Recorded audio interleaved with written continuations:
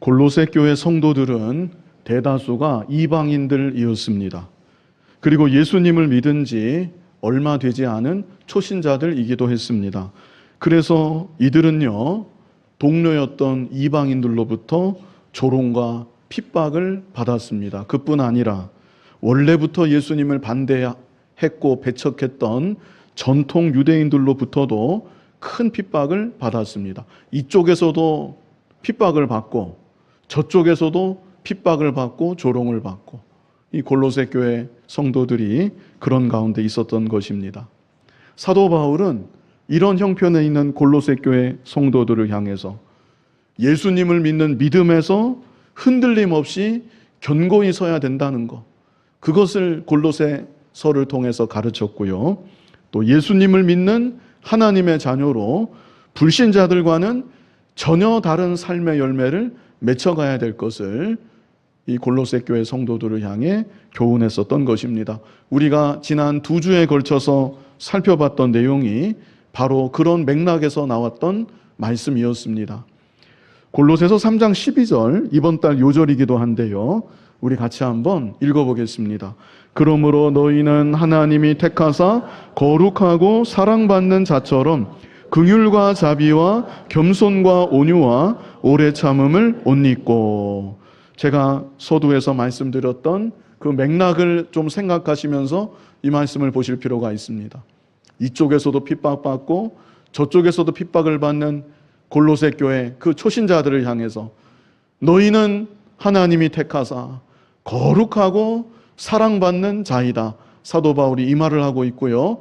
그러므로 너희는 이런 가운데도 긍휼과 자비와 겸손과 온유와 오래 참음을 옷 입어야 한다. 이런 말씀을 주었던 것입니다. 그리고 13절부터는 우리가 지난주에 보았었죠. 너희는 용서의 사람이 되어야 한다. 이런 가운데도 용서의 사람이 되어야 하고 사랑의 사람이 되어야 하고 감사의 사람이 되어야 한다. 이렇게 사도 바울이 권면의 말씀을 주었던 것입니다.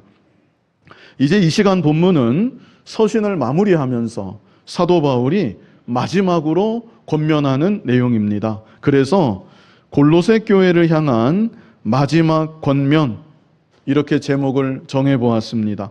골로새 교회를 향한 마지막 권면, 크게 3가지로 나누어 볼 수가 있겠는데요.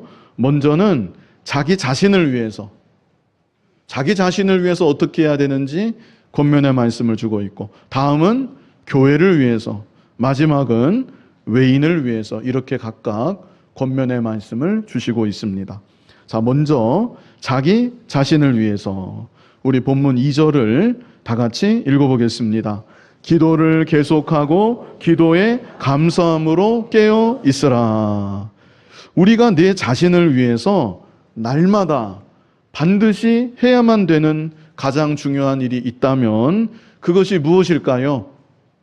날마다 해야만 되는 가장 중요한 일, 그것은 우리가 기도하는 것입니다. 만약 어떤 사람이 숨을 쉬지 않는다면 무엇부터 해야 되겠습니까? 심폐소생술이라고 그러지요. 다른 모든 일들을 다 제쳐두고 당장 그것부터 해야 됩니다.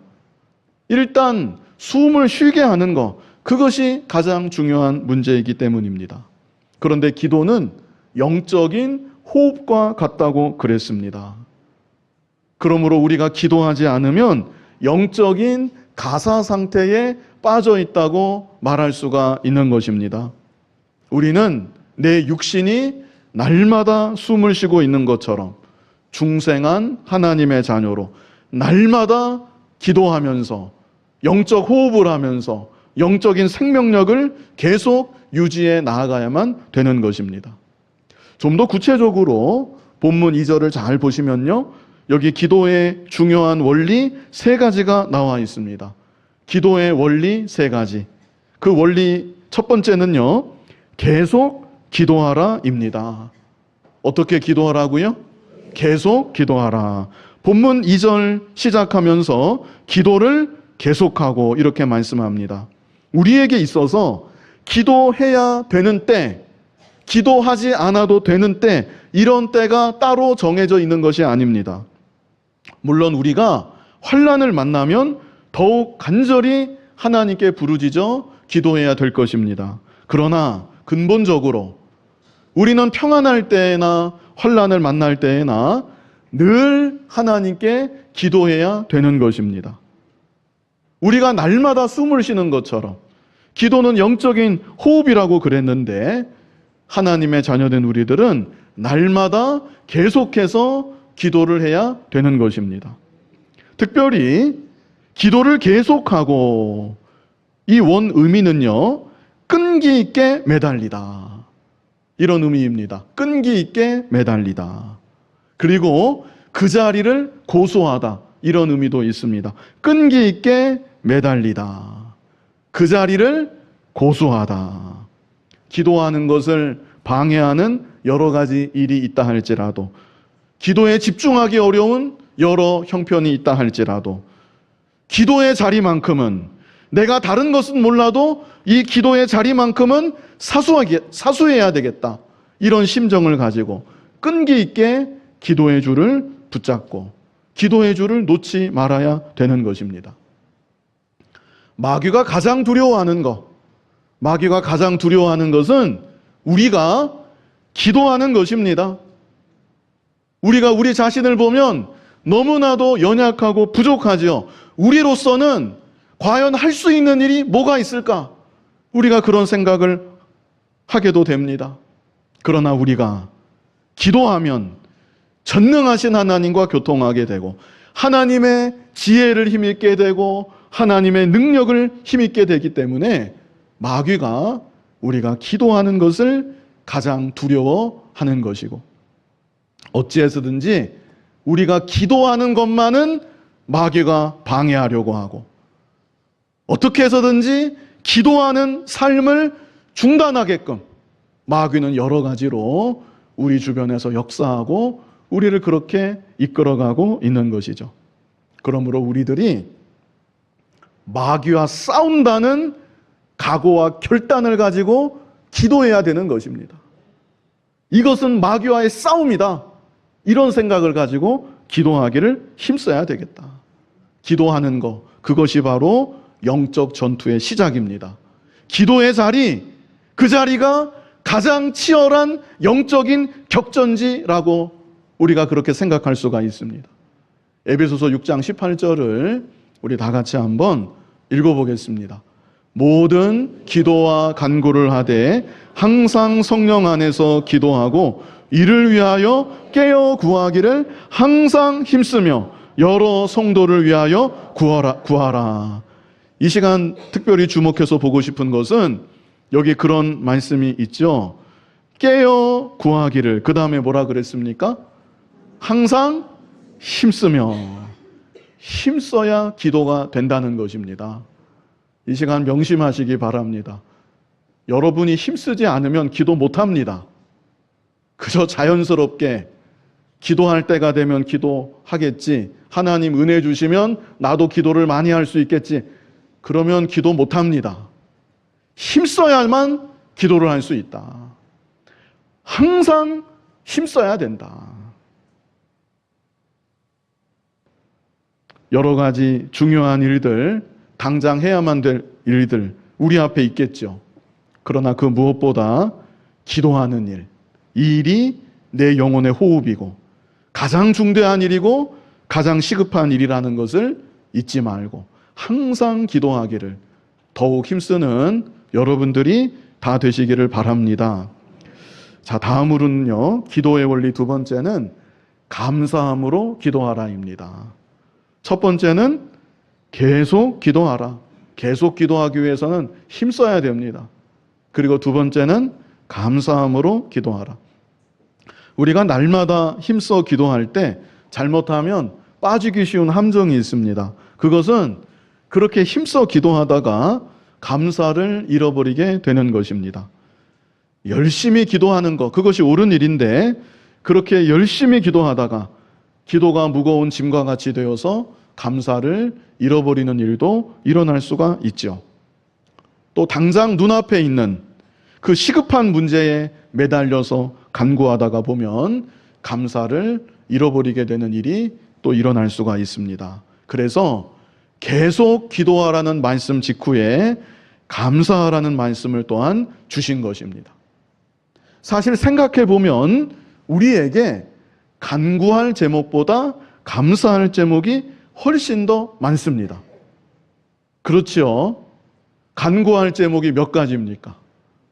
반대로 감사할 제목 수도 없이 많습니다. 뭐 비교할 수 없을 만큼 감사할 제목이 훨씬 더 많은 것이죠. 그러므로 우리는 무엇보다 감사하는 기도를 해야 합니다.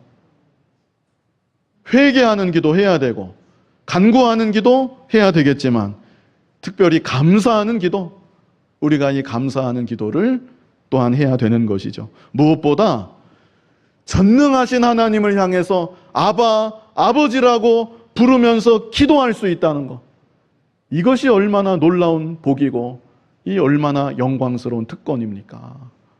기도할 때마다 아버지 이 부를 수 있다는 것. 그러므로 우리는 언제나 감사하는 기도를 하지 않을 수가 없는 것입니다. 또 찬송가 가사처럼 지금까지 지내온 것 주의 크신 은혜라.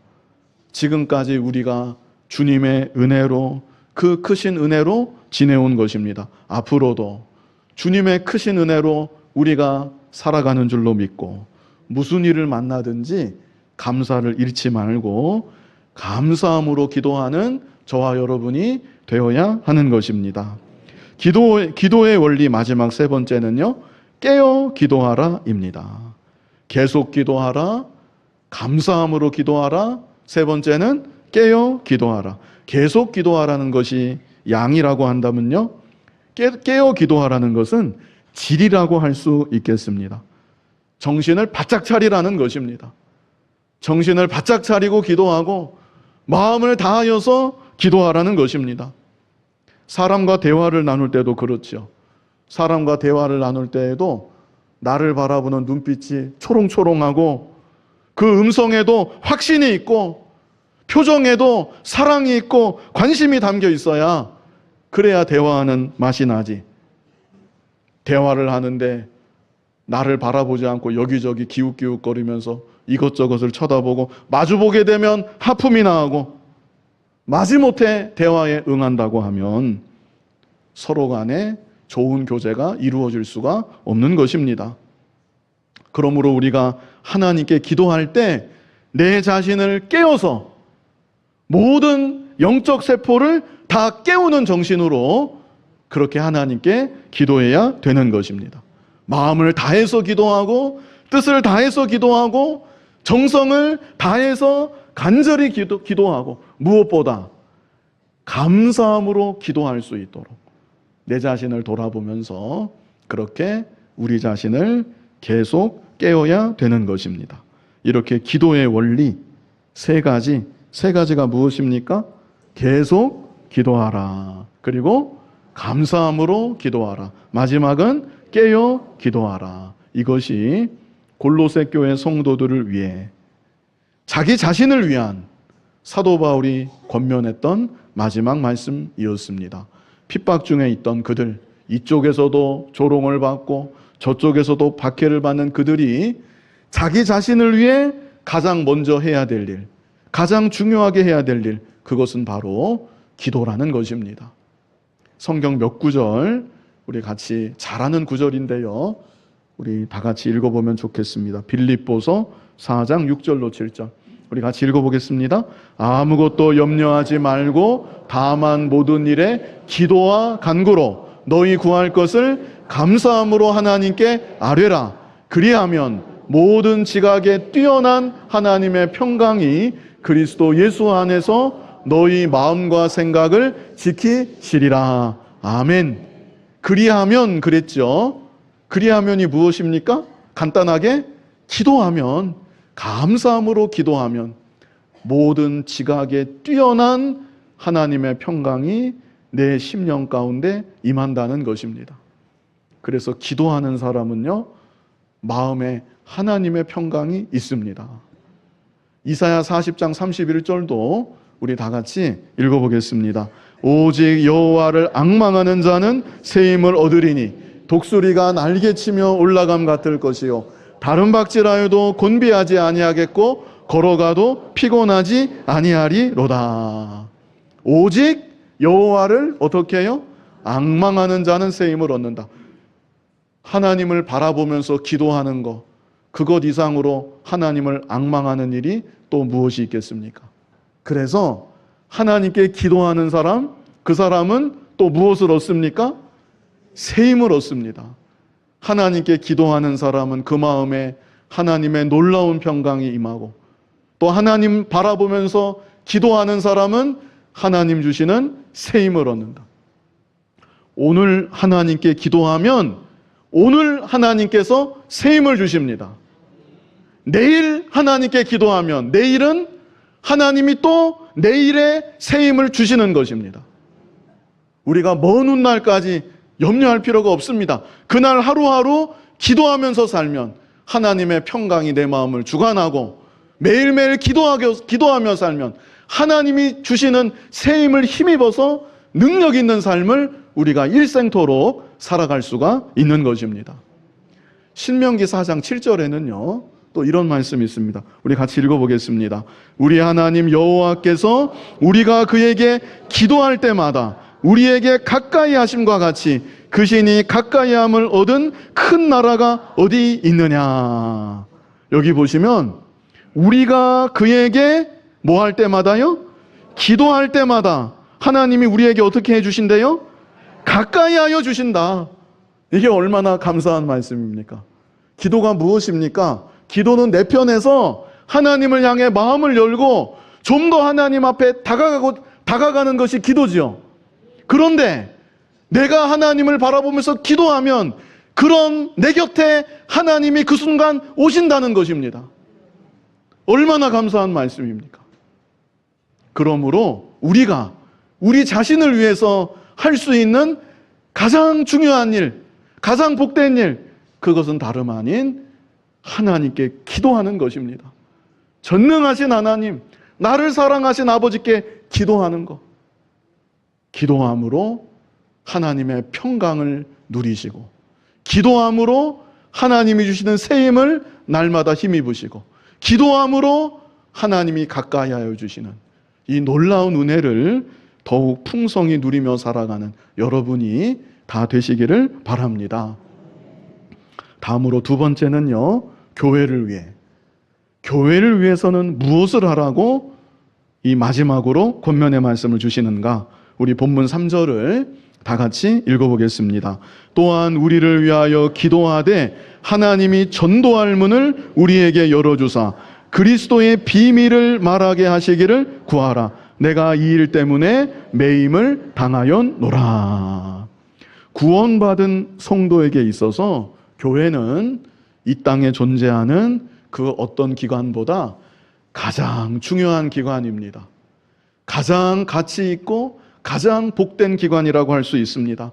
우리가 잠시 이 땅에서 나그네로 살아갈 때 우리는 교회를 통하여서 믿음의 형제들과 함께 하나님을 예배합니다.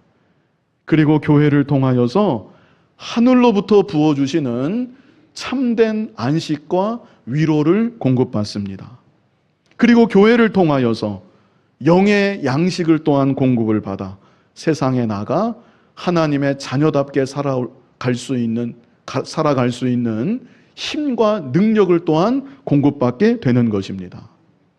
그러므로 하나님의 자녀는 교회를 사랑하는 것이고, 교회를 귀하게 여기는 것이고, 늘 교회를 위하는 삶을 살아가게 되는 것입니다. 교회를 위하는 방법에 여러 가지가 있겠지만 여기서 사도 바울이 권면하는 바는 교회를 위해서도 기도하라는 것입니다. 그래서 우리들이 내 자신을 위해서도 기도해야 되지만 교회를 위해서도 늘 기도해야 되는 것입니다. 그렇다면 교회를 위해 기도할 중요한 제목이 무엇일까? 여기 3절 말씀을 보시면요, 어떤 제목이 나와 있습니까? 하나님이 전도할 문을 우리에게 열어주사 그리스도의 비밀을 말하게 하시기를 구하라. 이것은 다시 말해서 교회를 통해 그리스도의 비밀이 선포되기를 기도해야 된다는 것입니다. 전도할 문이라 그랬는데요, 각주를 보시면 말씀의 문이라고도 했습니다. 그래서 그리스도의 비밀 안에 다 포함되어 있는 것이죠. 교회를 통해 그리스도의 비밀이 선포되기를 기도해야 된다. 먼저는 저 같은 사람을 위해서 기도해 주셔야 됩니다. 부족한 저를 통해서 그리스도의 비밀이 잘 선포될 수 있도록 여러분이 항상 기도해 주셔야 되는 것입니다.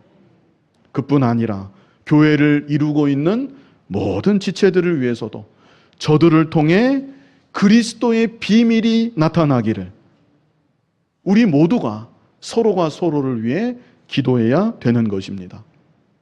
교회가 세상 속에서 구제도 하고 장학 사업도 하고 사회적으로 여러 좋은 일들을 많이 할 수가 있습니다. 그러나 교회가 사활을 걸고 감당해야 되는 가장 본질적이고 가장 중대한 사명이 무엇이겠습니까?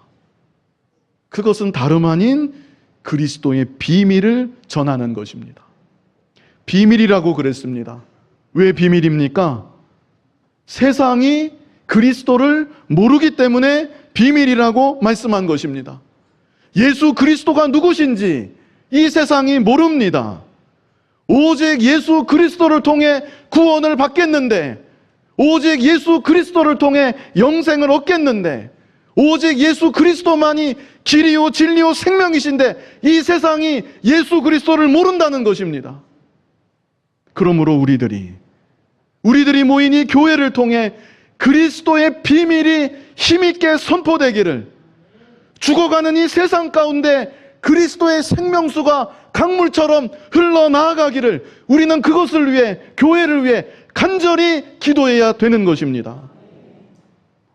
지난 한 주 우리 선교팀 12명이 우즈베키스탄을 무사히 다녀왔습니다. 우즈베키스탄은 복음의 불모지와 같습니다. 무슬림 땅이고 사회주의 땅입니다. 그래서 지난 한 주간에 온 교회가 기도했던 것이죠. 우리 12명이 아무 사고 없이 잘 돌아오기를, 그것을 위해서도 기도했지만 무엇보다 그들을 통하여서 복음이 나타나기를, 그리스도의 비밀이 그 땅에 그들의 말과 행실을 통해 조금이라도 전해지기를 우리는 그 일을 위해서 한 주 동안 간절히 기도했던 것입니다. 오늘도 우리가 교회를 위해 기도할 제목이 바로 그것입니다. 강단에서 말씀이 선포될 때마다 그리스도의 비밀이 드러나기를, 교육기관마다 세우신 일꾼들을 통해, 주일학교 교사들을 통해 그리스도의 비밀이 드러나기를, 이번 여름철을 맞아 기관마다 수련회를 하겠는데 수련회를 통해서도 그리스도의 비밀이 드러나기를 우리는 그 일을 위해서 기도해야 되는 것입니다. 더 나아가서 교회의 모든 모임이 마찬가지입니다. 남전도회, 여전도회, 권사회 모일 때마다 서로 교제하고 봉사하고 전도하고 그 모든 일을 통해 그리스도의 비밀이 나타나고 전해지기만을 우리는 간절히 기도해야 되는 것입니다. 그리고 중요한 것은요, 본문 4절을 보시면 뭐라고 그랬습니까? 우리 같이 한번 읽어보겠습니다. 그리하면 내가 마땅히 할 말로서 이 비밀을 나타내리라. 아멘. 우리가 함께 기도할 때 그리스도의 비밀이 나타나질 수 있도록 성령께서 역사하여 주신다는 것입니다. 앞서 일하는 사역자를 통해서, 그리고 지체된 우리들을 통해서 우리가 함께 기도할 때, 서로가 서로를 위해 기도할 때 성령께서 역사하시고 감동하심으로 그리스도의 비밀이 나타나지고 복음이 능력 있게 선포되어지고 하나님께서 이 시대에 우리들과 우리의 교회를 사용하여 주시는 것입니다. 이제 마지막 세 번째는요, 외인을 위해서, 외인을 위한 또 사명이 있습니다. 외인을 위해서 무엇을 해야 되는지 권면을 하시는가? 우리 본문 5절 다 같이 한번 읽어보겠습니다. 외인에게 대해서는 지혜로 행하여 세월을 아끼라. 먼저 아셔야 될 것이 외인이 무슨 말인가? 외인이 누구를 가리키는가? 이것부터 아셔야 됩니다. 외인이라고 하는 것은 이방인들, 예수 그리스도를 믿지 않는 불신자들을 뜻하는 것입니다. 한 가족이라도, 남편이라도, 한 이불을 덮고 자고 있는 남편이라도 아내라도, 내 뱃속에서 나온 내 자식이라도 예수님을 믿지 않는다면 외인입니다.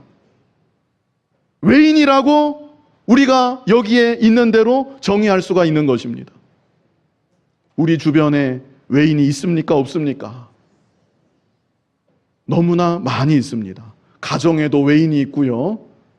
직장에도 외인이 있고, 친구들 중에도 외인이 있고, 내가 사회에서 만나는 사람들 가운데 외인이 많이 있습니다. 외인을 위해서 우리가 할 일은 무엇인가?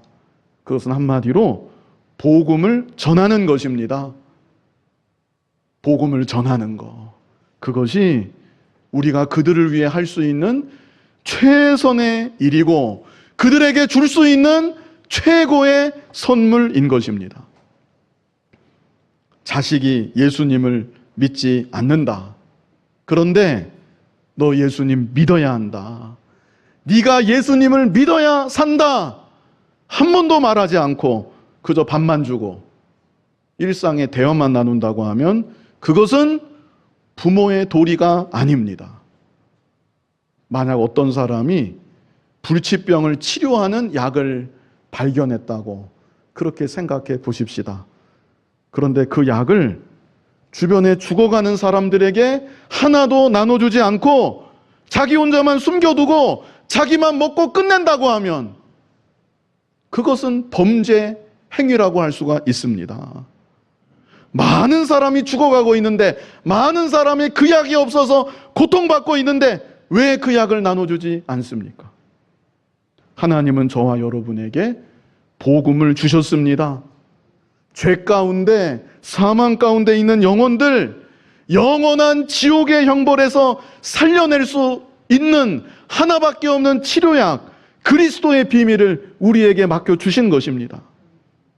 그렇다면 우리는 내가 만나게 되는 수많은 외인들을 위해 이 생명의 복음을 전해야만 되는 것입니다.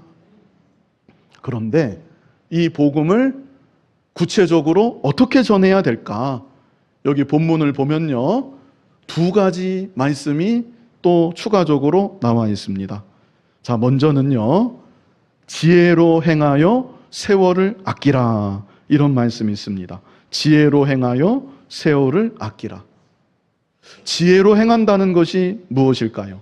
지혜로 행한다는 것. 지혜는 예수 그리스도가 지혜이십니다. 그리고 지혜는 진리의 말씀이 지혜입니다. 예수 그리스도가 지혜이시고 기록된 진리의 말씀이 지혜입니다. 그래서 지혜로 행한다는 것은 불신자들 앞에서 예수님을 닮은 행실, 진리의 말씀에 맞는 행실을 보이라는 것입니다. 그것이 바로 지혜로 행하는 것입니다. 우리 앞에서 두 주에 걸쳐서 보았습니다. 긍휼과 자비, 겸손과 온유, 오래 참음을 옷 입는 것입니다.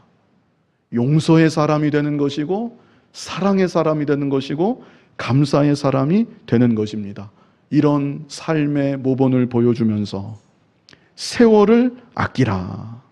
세월을 아끼라고 하는 것, 여기 각주에 나와 있죠. 세월을 아끼라는 것이 또 무슨 뜻입니까? 기회를 사라. 기회를 잡으라는 것입니다.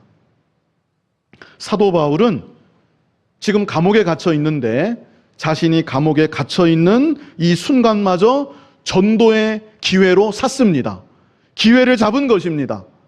사도 바울 자신이 긍휼과 자비로 옷을 입었고 겸손과 온유로 옷을 입었고 오래 참음으로 옷을 입었고 감옥 안에도 그런 모습을 나타냈고 용서의 사람이 되고 사랑의 사람이 되고 감사의 사람이 되어서 평상시는 만나보지 못할 감옥 안의 간수들에게 전도할 수 있는 기회를 잡았던 것입니다. 그것이 바로 세월을 아낀 것입니다.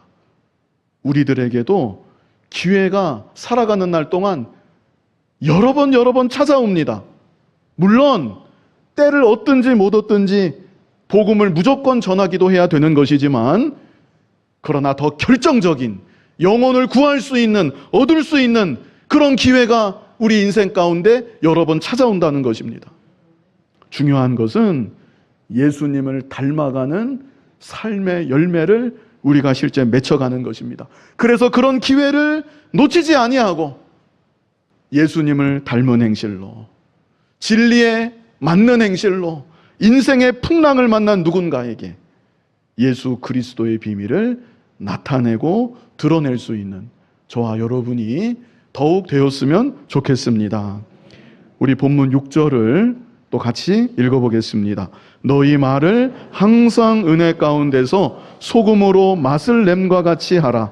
그리하면 각 사람에게 마땅히 대답할 것을 알리라. 우리의 행실이 중요하고요, 또 우리의 말도 중요하다는 것입니다. 제가 6절 말씀을 이렇게 요약해 보았는데요, 은혜 가운데 소금과 같은 말을 하라. 은혜 가운데 소금과 같은 말을 하라. 말이 참 중요합니다. 말은 그 사람의 인격이라고 했고, 말은 그 사람의 얼굴이라고 그랬습니다. 특별히 우리는 우리의 말로 하나님을 찬송합니다.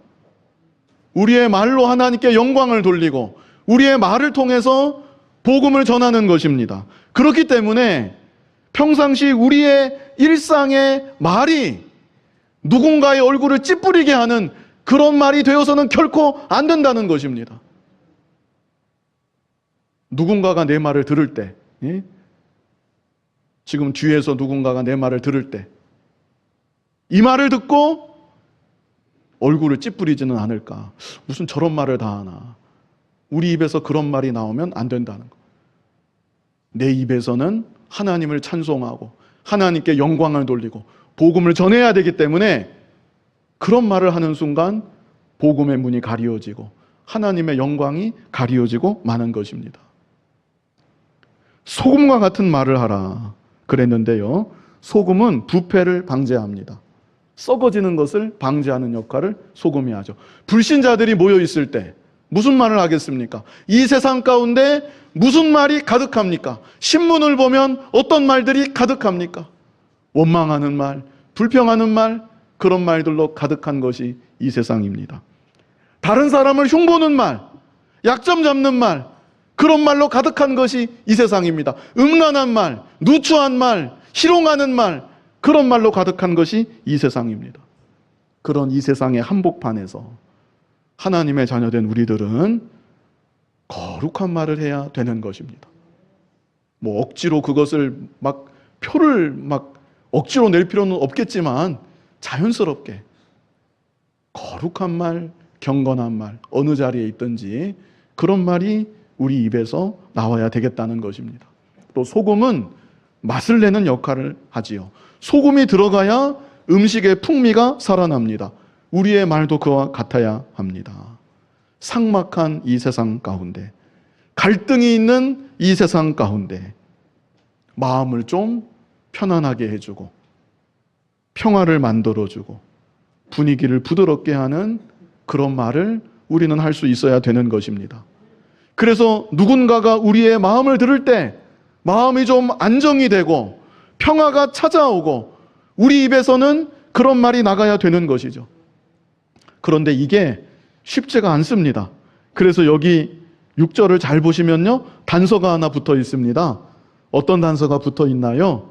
항상 은혜 가운데서, 이런 단서가 붙어 있습니다. 항상 무슨 가운데서요? 은혜 가운데서. 은혜 안에서 말을 해야 된다는 것입니다. 나에게 은혜가 없다. 지금 내 자신이 은혜 안에 거하지 않고 있다. 그렇다면 그럴 때는 말을 아예 하지 말아야 되지 않겠나, 그렇게 생각을 해봅니다. 말을 해야 은혜로운 말이 안 나갈 게 뻔하니까. 내 자신을 내가 알지 않습니까? 내 안에 지금 은혜가 소실되었다. 내가 은혜 가운데 거하고 있지 않다. 그러면 아예 그냥 옛날에 어느 목사님은 지퍼가 있으면 좋겠다. 예? 딱 닫아놓고 말할 때만 딱 열고 말하고 말 끝나면 딱 닫고 그러면 좋겠다고 그런 말씀을 하셨던 목사님도 계셨는데, 은혜가 없다, 내가 은혜 가운데 있지 않다, 그러면 딱 닫고, 그래도 말을 꼭 해야만 되는 상황이라면 말을 더 조심해야 되지 않겠나, 말을 많이 아껴야 되지 않겠나. 잘못하면 그 말을 통해서 복음의 문이 다 가려지고 하나님 영광이 다 가려지겠기 때문에 그런 것이죠. 우리 에베소서 4장 29절을 다 같이 한번 읽어보겠습니다. 무릇 더러운 말은 너희 입 밖에도 내지 말고 오직 덕을 세우는데 소용되는 대로 선한 말을 하여 듣는 자들에게 은혜를 끼치게 하라. 아멘. 참 좋은 요절입니다. 무릇 더러운 말은 어떻게 하지 말래요? 너희 입 밖에도 내지 말고. 더러운 말은 하나님 자녀된 우리 입 밖으로 결코 나가서는 안 된다는 것입니다. 오직 덕을 세우는데 소용되는 대로 선한 말을 하여 듣는 자들에게 은혜를 끼치게 하라. 그래서 예수님을 닮아가는 행실, 지혜로운 행실로, 그리고 소금과 같은 말로 외인들을 그리스도께로 인도하는 전도의 기회를 잡는 저와 여러분이 더욱 되었으면 좋겠습니다. 이 시간 사도 바울이 지금 로마 감옥에 갇혀 있습니다. 감옥에서 골로새 교회 성도들을 생각하면서 마지막으로 주었던 권면의 말씀, 우리 세 가지로 생각해 보았는데요. 먼저는 자기 자신을 위해 무엇이 가장 중요한 일이고 무엇이 자기를 가장 위하는 일인가, 무엇을 하라고 권면했습니까? 기도하라. 기도를 꼭 하셔야 됩니다. 계속 기도하라 그랬습니다. 힘써서 기도해야 됩니다. 감사함으로 기도하라. 깨어 기도하라. 교회를 위해서는 무엇을 하라고 권면의 말씀을 주셨습니까? 교회를 위해서도 기도하라. 특별히 교회를 통해서 그리스도의 비밀이 선포되기를 기도하라는 것입니다. 이게 교회의 본질이고 교회의 존재 목적입니다. 또 외인을 위해서는 복음을 전하라. 그래서 먼저는 우리들 자신이 살고 또 교회가 앞으로도 든든히 세워져 나아가고 이 세상을 그리스도의 생명으로 풍성하게 만들어 나아가는 능력 있는 기도의 사람, 복음의 일꾼이 다 되어지시기를 간절히 바랍니다. 하나님 아버지, 내 자신을 위해 힘써 계속해서 감사함으로 깨어 기도하는 우리들 모두가 되게 하여 주시고, 교회를 위해서도 그리스도의 비밀이 온전히 선포되기를 늘 기도하며, 외인들을 위해서 행실로 말로 복음을 전하며 전도의 기회를 잡아 세월을 아끼며 살아가는 우리들 모두가 되게 하여 주시옵소서. 예수님 이름으로 기도하옵나이다. 아멘.